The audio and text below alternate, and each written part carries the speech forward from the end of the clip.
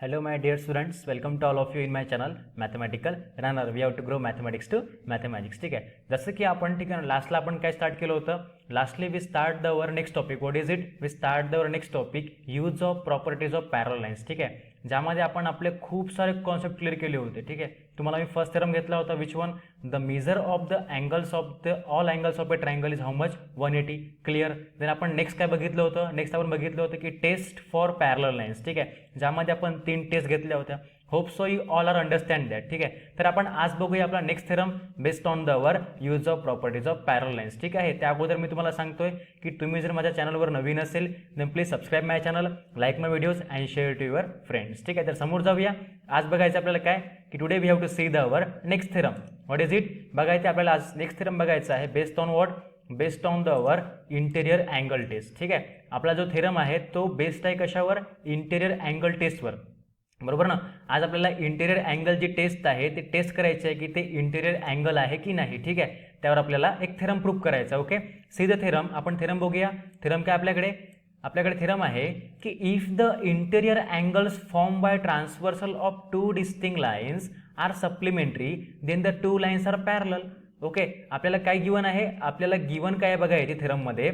Theorem काय दिला आपल्याला? थेरम दिला आहे की if the interior angles, first of all तुम्हाला माहिती आहे की आपण इंटेरियर अँगल कशाला म्हणतो की जे 2 पॅरल लाईन्सच्या मधामध्ये इंटेरियर अँगल्स बिलॉंग करतात किंवा 2 लाईन्सच्या मधामध्ये 2 पॅरल लाईन्सच्या मधामध्ये जे अँगल बिलॉंग करतात त्यांना आपण काय म्हणतोय? त्यांना आपण इंटेरियर अँगल म्हणतोय. बरोबर. Then see here, if the interior angles form by transversal, म्हणजे जे काय ट्रान्सव्हर्सलनी जे इंटेरियर अँगल फॉर्म होत आहे of 2 distinct lines are what, are supplementary. ते काय असतील? सप्लिमेंटरी असतील. खूपच इझी आहे. It means then the 2 lines are parallel. समजा ते जर सप्लिमेंटरी असतील, बरोबर ना, आपल्याकडे जे काही इथे बघा हे जे इंटेरियर अँगल्स आहे विच वन ए क्यू नंतर पी पण होईल. ठीक आहे ना, पी इथे कुठेतरी मधामध्ये पण असते.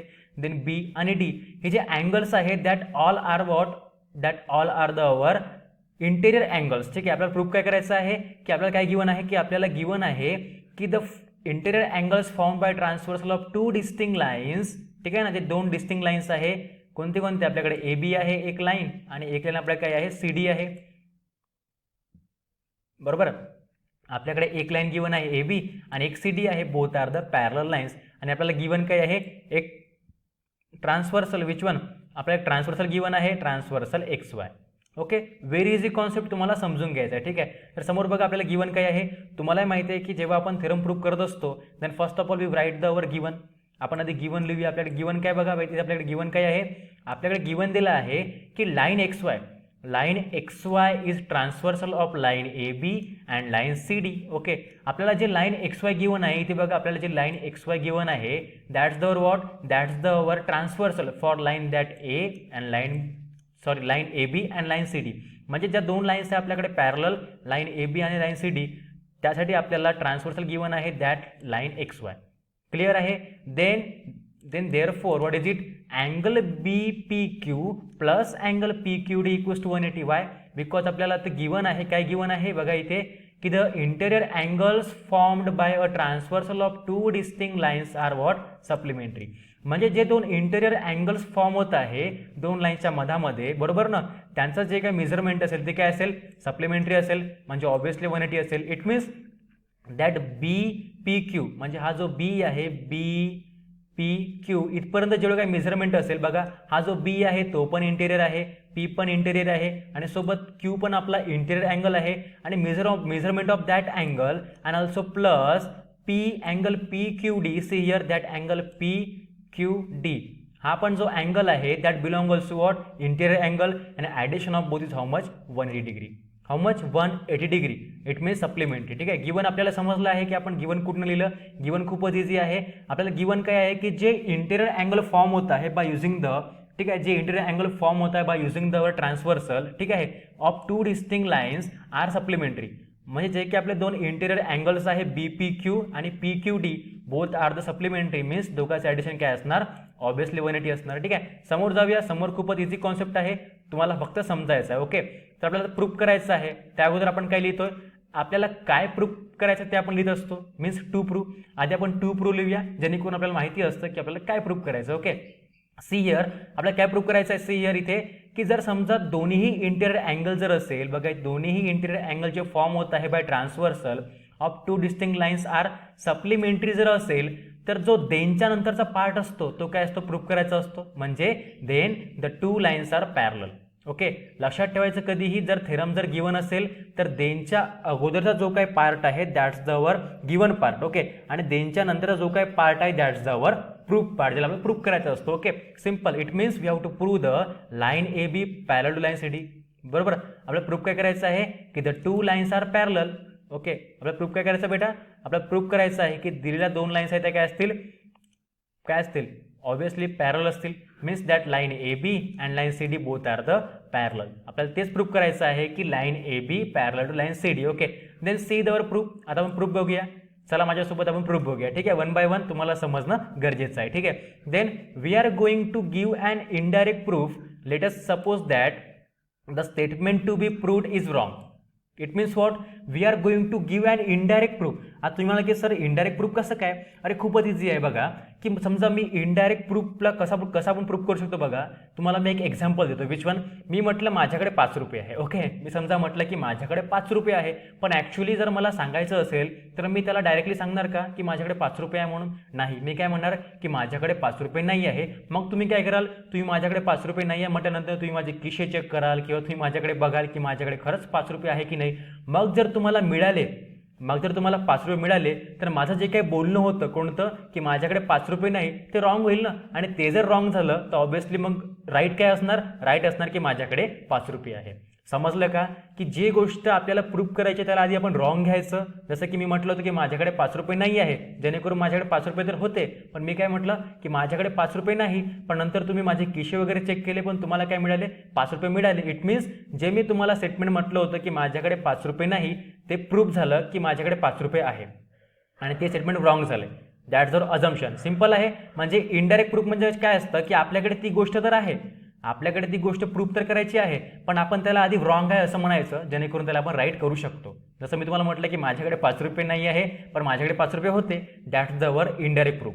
क्लिअर आहे. See here let us suppose that the statement to be proved is wrong. म्हणजे आपल्याला जे स्टेटमेंट प्रूव्ह करायचं आहे कोणतं की line A B parallel to line C D wrong. म्हणजे आपल्याला काय लिहायचं आहे मग आपण समजूया की the line A B and line C D are not parallel.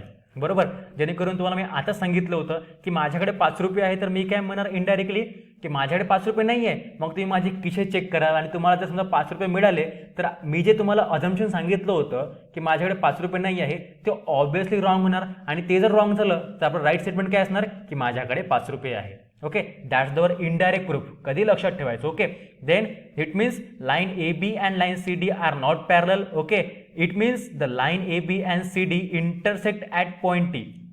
बरोबर समजा दोन्हीही लाईन जर पॅरलल नाही तर ऑब्व्हियसली आपण कोणत्या लाईन्सला पॅरलल म्हणत नाही की ज्या लाईन्स एकमेकाला इंटरसेक्ट करतात. बरोबर ना. आपण पॅरल लाईन कशाला म्हणतोय की ज्या लाईन्स एकमेकाला इंटरसेक्ट करत नाही त्यांना आपण काय म्हणतोय पॅरल लाईन्स म्हणतोय. पण समजा आपण जर ॲझ्युम केलं आहे की the line A B and C D are not parallel then we easily see that what is it की it means line A B and C D intersect at point T. बरोबर जर दोन्ही पॅरल lines नाही म्हणजे दोन्ही एकमेकाला intersect करतील इझिली. ठीक आहे सिम्पल आहे.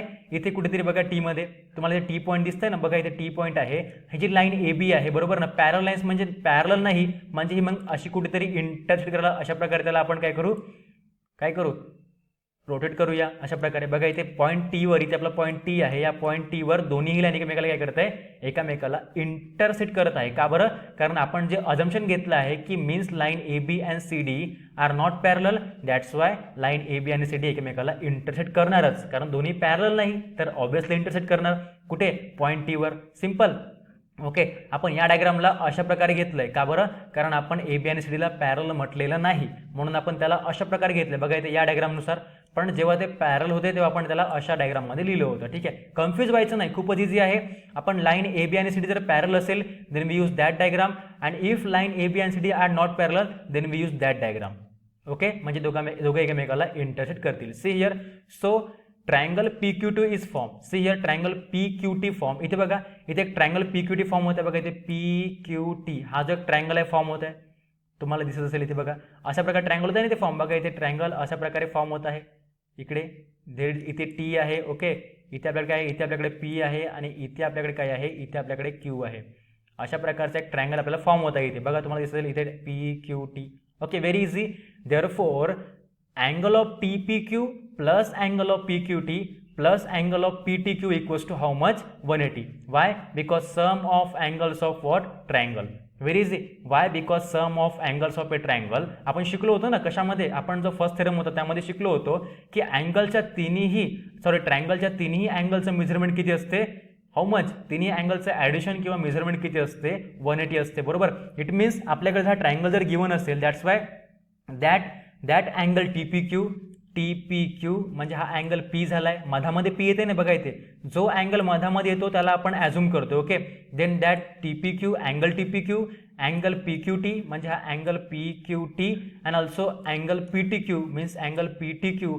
The addition of that three angles how much? 180. जे काय मी शिकलो खूपच इझी आहे, means sum of angles of a triangle. Okay, but angle T P Q plus angle P Q T, but काय आपल्याकडे की angle T P Q and angle P Q T equals to 180 given आहे. बघा इथे given आहे. बघा इथे आपल्याला जे म्हटलं होतं स्टेटमेंटमध्ये की इंटिरियर अँगल जे फॉर्म होत आहे ट्रान्सव्हर्सलनी टू डिस्टिंक्ट लाईनसाठी ते काय असतात? सप्लिमेंटरी असतात. It means angle B P Q plus angle P Q T equals to 180 जे आपल्याला गिवन आहे. दॅट्स वाय हे जे दोन अँगल्स आहे कोणते हे जे आपल्याला दोन अँगल गिवन आहे बघा, angle T P Q and angle P Q T are what? 180.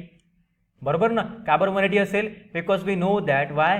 Because given आहे आपल्याकडे 180. ठीक आहे. Why? Because that is the sum of the two angles of the triangle is 180. बरोबर. बिकॉज का बरं? कारण दोन्ही बघा इथे दोन्ही काय इंटिरियर अँगल्स आहे.